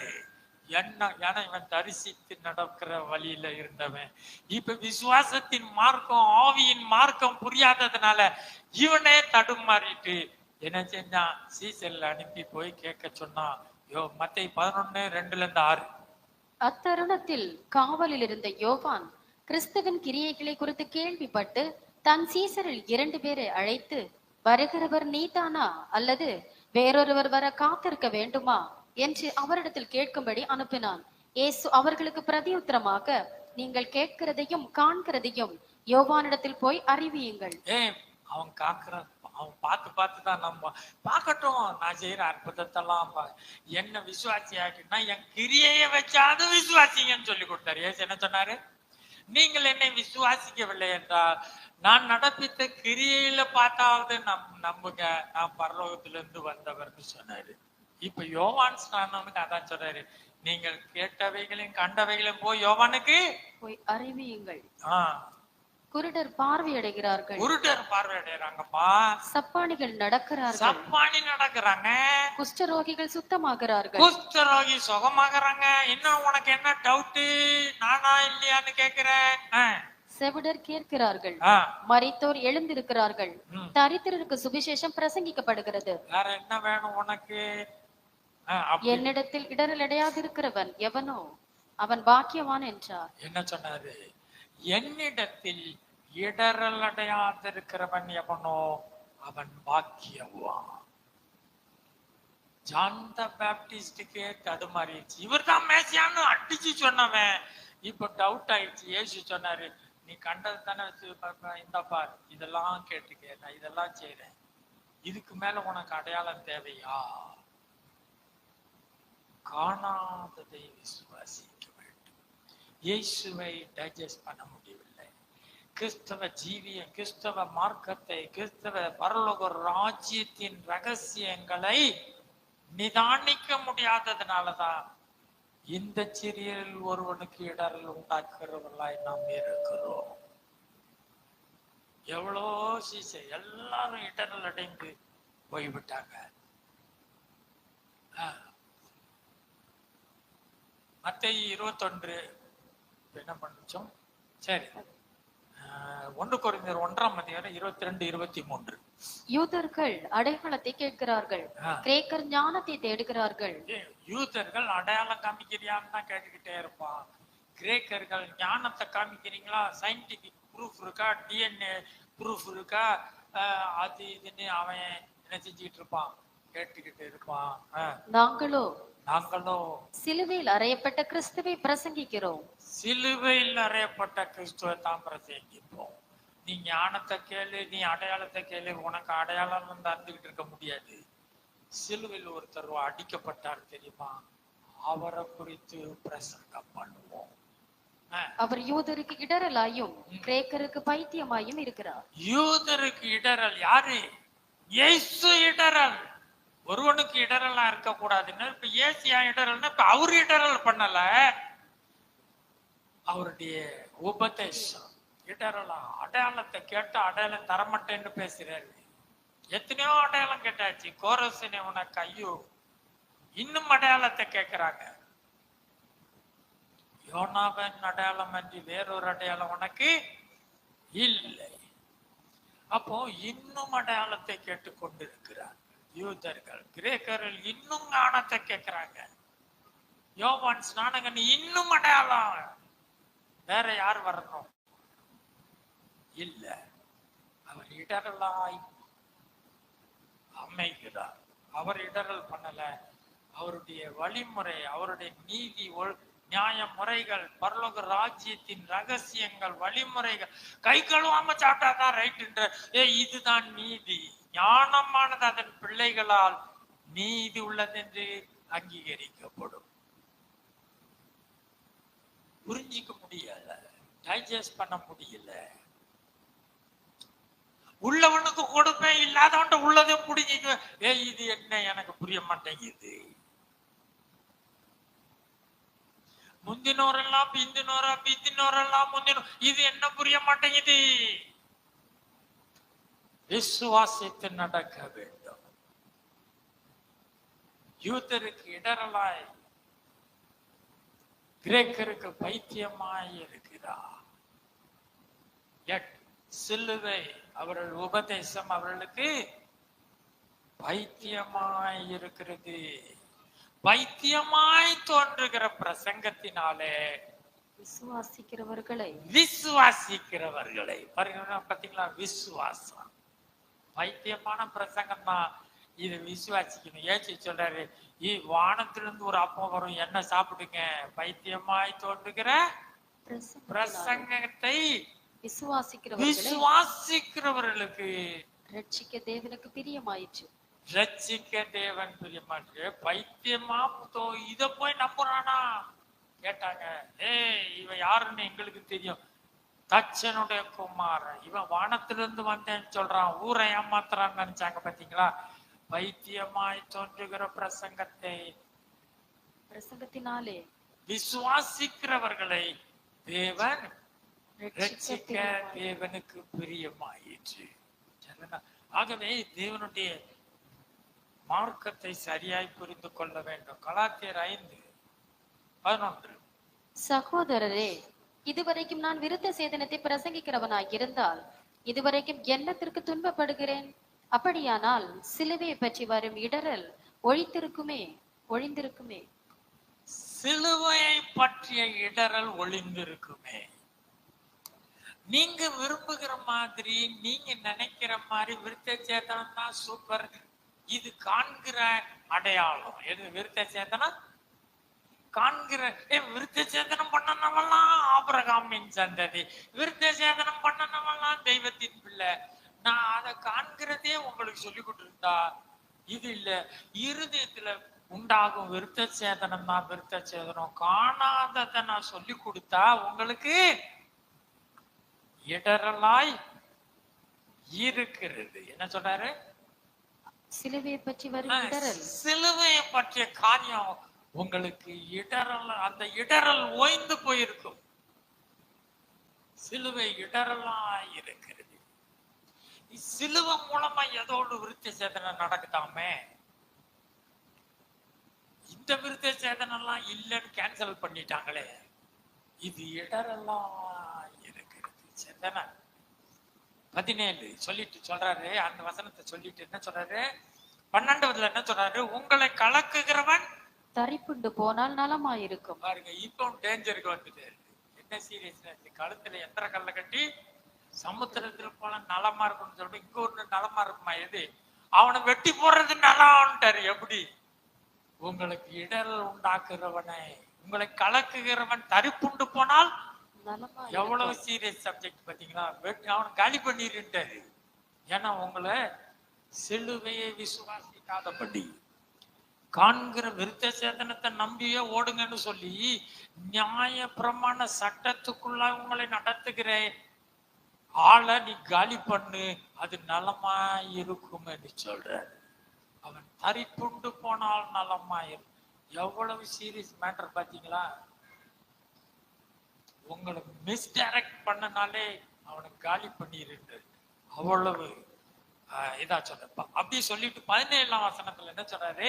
மாம்சம் ஆவிக்கு விரோதமாகவும் ஆவி மாம்சத்துக்கு விரோதமாகவும் இச்சிக்கிறது. பாருங்க, மறுபடி மேட்டருக்கு வந்துட்டாரு. மாம்சீகத்துல பாக்குறவெல்லாம் ஏன் இவன் சரியில்லை, இவன் சரியில்லைன்னு தான் சொல்லுவான். இவன் நேற்று தான் உள்ள வந்தான், இவனுக்கு என்ன தெரியும் பைபிள், இவனுக்கு ஏதாவது தெரியுமா? டைஜஷன் ஒழுங்கா டைஜஸ்ட் பண்ண தெரியல. மாம்சம், என் மாம்சீக மூளை என்ன செய்யும்?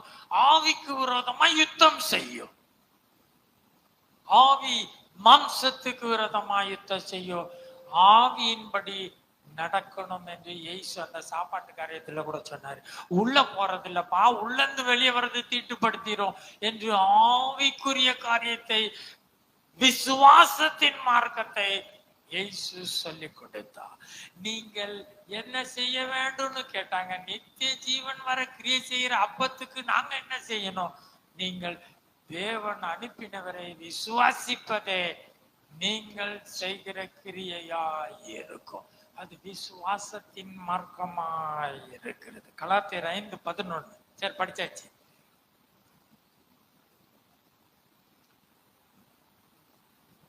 அதனாலதான் சொல்றாரு மறுபடியும் அந்த இடத்துல என்ன தெரியும்? சிலுவையில் தேவன் ஆவியின்படி நடக்கிறவங்க தங்கள் மாம்சத்தையும் அதன் இச்சைகளையும் சிலுவையில் அறைந்திருக்கிறார். ஆவிக்குரியபடி நடக்கிறபடி நான் இந்த மாம்சீக கணக்கில் இந்த மாம்சீக கண்டு விசுவாசிக்கிற காரியம் இவைகளை எல்லாம் சிலுவையில் அறைந்திருக்க வேண்டும். மத்தேயு 21 42 முதல் 44. இயேசு அவர்களை நோக்கி, வீடு கட்டுகிறவர்கள் ஆகாதென்று தள்ளின கல்லே மூலைக்கு தலைக்கல் ஆயிற்று. அது கர்த்தராலே ஆயிற்று. அது நம்முடைய கண்களுக்கு ஆச்சரியமா இருக்கிறது. இது ஆச்சரியமானது. அவங்க தள்ளி போட்டாங்க பாத்தீங்களா, கொத்தனாரு இதெல்லாம் வேஸ்ட்ன்னு சொல்லி போட்டாங்க. அந்த கல்லுதான் தலைக்கல்லாய் மூளைக்கல்லாய் ஆயிற்று. இது கர்த்தரால் ஆயிற்று. அது நம்முடைய கண்களுக்கு ஆச்சரியமா இருக்கிறது. 43. ஆகையால் தேவனுடைய ராஜ்யம் உங்களிடத்திலிருந்து நீக்கப்பட்டு அதற்கேற்ற கனிகளை தருகிற ஜனங்களுக்கு கொடுக்கப்படும். பாருங்க, இந்த மாதிரி என்ன செஞ்சாங்க இவங்க, தள்ளி போட்டு இதெல்லாம் சரியில்லை, இது யோசேப்பின் தச்சனுடைய குமாரன் என்று தள்ளி போட்டாங்களே, அதனாலதான் அந்த கல்லு தான் தலைக்கல் ஆயிற்றுன்னு சொல்லிட்டு. ஆகையால் தேவனுடைய ராஜ்யம் அவங்க கிட்ட இருந்து புடிங்கிட்டாரு. எவ்வளவு சீரியஸான மேட்டர் தெரியுமா? இயேசு யாரு? தச்சனுடைய குமாரன் அல்லவான்னு சொல்லி முறுமுறுத்த ஜனங்களிடத்திலிருந்து ராஜ்யத்தையே புடிங்கிட்டாரு. ராஜ்யம், தேவனுடைய ராஜ்யம் உங்களிடத்திலிருந்து நீக்கப்பட்டு அதற்கு ஏற்ற கனிகளை கொடுக்கிற ஜனங்களுக்கு கொடுக்கப்படும். ஜனங்களுக்கு கொடுக்கப்படும் சொல்லிட்டு தான் சொன்னாரு 44. இந்த கல்லின் மேல் விழுகிறவன் நொறுங்கி போவான். இந்த கல்லின் மேல் விழுகிறவன் நொறுங்கி போவான். இது எவன் மேல் விழுமோ அவனை நசுக்கி போடும். பாருங்க, அப்போ இந்த கல் ஆகாததென்று தள்ளின கல்லு நீங்க அசால்ட்டா நினைச்சீங்கல்ல, அதனால ராஜ்யத்தையே உங்க கையில இருந்து புடுங்கி அதற்கு ஏற்ற கனி கொடுக்கிற ஆவிக்குரிய கனி, அன்பு, சாந்தம், இச்சையடக்கம், தயவு, அந்த மாதிரி ஆவிக்கேற்ற கனிகளை கொடுக்கிறவர்களிடத்துல ராஜ்யத்தை புடுங்கி கொடுத்துவாரு. ராஜ்யத்தை விட்டு உன்னை கழட்டி விட்டுருவாருன்னு சொல்றாரு. சீரியஸான மேட்டர். ஆகவே என்ன செஞ்சாரு? இந்த கல்லில் மோதுகிறவன் நொறுங்கி போவான். அந்த மாதிரி கல். ஆகவே இந்த கல்லை எங்க வைக்கிறேன்றாரு? சியோனில் வைக்கிறேன். விசுவாசிக்கிறவன் பாருங்க 6ஆம் வசனம் சொல்றாரு. 1 பேதுரு 2 அந்தபடியே 6 முதல் 8. இதோ தெரிந்து கொள்ளப்பட்டதும் விலையேறப்பட்டதுமாய் இருக்கிற மூளைக்கல்லை சியோனில் வைக்கிறேன். எங்க வச்சிருக்காரு? சபை, தேவராஜ்யத்தில் இந்த கல்லு வைக்கப்பட்டிருக்கிறது. அதன் மேல் விசுவாசமாய் இருக்கிறவன் வெட்கப்படுவதில்லை என்று. என்ன மேட்டர்? இந்த கல்லு மேல விசுவாசம். இது என்ன மார்க்கம்? விசுவாசத்தின் மார்க்கம். இந்த கல்ல சியோன்ல வச்சிருக்கிறேன். விசுவாசமா இருக்கிறவன் வெட்கப்பட்டு போக மாட்டான். ஆகையால் விசுவாசிக்கிற உங்களுக்கு அது விலையேற பெற்றது. கீழ்ப்படியாமல் இருக்கிறவர்களுக்கோ இதெல்லாம் ஒத்துக்காது. இதெல்லாம் தெரியாதப்பா, இது பார்த்து கணக்கு போடுற கேஸ், இது கீழ்ப்படியாத கேஸ். கீழ்ப்படியாதவர்களுக்கோ அந்த கல் வீட்டை கட்டுகிறவர்களால் தள்ளப்பட்ட பிரதான மூலைக்கல்லாகிய அந்த கல் இடறுதற்கேதுவான கல்லும். கீழ்ப்படியாது. இந்த மாதிரி சில காரியத்துக்கெல்லாம் இந்த மாதிரி என்ன செய்யுது? அடுத்தவங்களுக்கு இடர்கள் உண்டாக்காதீங்க, இவங்களை மேன்மையா நினைங்க, அவங்களை கனப்படுத்துங்க, இப்படி இல்லைன்னு சொன்னா கீழ்ப்படியாதவர்களுக்கோ வீட்டை கட்டுகிறவர்களால் அந்த கல் இடறுதற்கு ஏதுவான கல்லும் விழுதற்கு ஏதுவான கண்மலையும் ஆயிற்று. அது கண்மலை ஆயிடுச்சு. கல்லு மாதிரிதான் இருந்துச்சு முதல்ல, இடறிச்சு. இப்ப கண்மலையை தாண்டி போக முடியாது, விழுதற்கு ஏதுவான கண்மலையாய் மாறுகிறது. இந்த கல்லில் மோதுகிறவன் நொறுங்கி போவான். இந்த கல் எவன் மேல் விழுமோ அவனை நசுக்கி போடும். விசுவாசிக்கிறவன் வெட்கப்பட்டு போகிறதில்லை. இது விசுவாசத்தின் மார்க்கம். தேவன் தெரிந்து கொண்ட பாத்திரம். ஒருவரை ஒருவர் கனப்படுத்தி ஒருவருக்கு ஒருவர் இடரல் உண்டாவபடி எல்லா விதத்திலும் அவர்களை என்ன செய்ய சொல்றாரு? அவர்களுக்காக நம்ம அன்பு கூற சொல்லியிருக்கேன். கடைசியா ஓசியா 14:9 ரொம்ப முக்கியமான வசனம். இவைகளை உணரத்தக்க ஞானம் உள்ளவன் யார்? இதை உணரத்தக்க ஞானம் உள்ளவன் யார்? இதை உணர்ந்துட்டன்னு நீ ஞானி ஆயிரலப்பான்னு சொல்லி கொடுக்கிறது. என்ன சொல்றாரு? இவைகளை உணரத்தக்க ஞானம் உள்ளவன் யார்? ஒரு காரியத்தை நான் சொல்ல போறேன். இதை உணரத்தக்க ஞானம் உள்ளவன் யார்? இவைகளை கிரகிக்கத்தக்க புத்தி உள்ளவன் யார்? நீ அதை உணர்ந்துட்டா ஞானி ஆயிரலாம். இதை கிரகிக்கத்தக்க, இதை டைஜஸ்ட் பண்ணிக்க. இப்படியா சத்தியம்? விசுவாசித்து நடக்கிற மார்க்கமா? காண்கிற மார்க்கம் இல்லையா? இப்படி அல்லையா? விருத்த சேதனத்தை பேசல நான். இருதயத்தில் உண்டாகும் காணாத விருத்த சேதனமே விருத்த சேதனம் என்று பேசுகிறேன். இது இடரலா இருக்கிறது. ஆகவே நான் சொன்னாரு, என்ன சொன்னாரு? இவைகளை கிரகிக்கத்தக்க புத்திமான் யார்? கர்த்தருடைய வழிகள் செம்மையானவைகள். ஆண்டவருடைய வழிமுறைகள் எல்லாம் செம்மையானவைகள் தான். அதுல ஒரு தாறுமாறலாம் இல்ல. ஈஸி புரிஞ்சுக்கணும். நல்ல நாம் விசுவாசித்து நடக்க பழகணும். கர்த்தருடைய வழிகள் செம்மையானவைகள், நீதிமான்கள் அவைகளில் நடப்பார்கள். நீதிமான் அதுல நடக்க முடியும். பாதகரோ வென்றால் அவைகளில் இடறி விழுவார்கள். பாதகரோ வென்றால் அதிலே இடறி விழுவாங்க. செம்மையான வழிதான். ஆண்டவர் பின்னாலதான் வந்தாங்க, பைபிள் படிச்சாங்க, ஸ்தோத்திரம் போட்டாங்க, அல்லேலூயா எல்லாம் தான் இருந்துச்சு. ஆனா கர்த்தருடைய வழிதான். நீதிமான் இன்னும் தொடர்ந்து நடந்து போவான். பாதகரோ வென்றால் அந்த வழியிலே இடறி விழுவார்கள். இதை உணரத்தக்க ஞானமுள்ளவன் யார்? இதை கிரகிக்கத்தக்க புத்திமான் யார்? முடிவு பரியந்த நிலைநிற்கிறவனே ரட்சிக்கப்படுவான். ஆமென், ஆமென். கர்த்தர்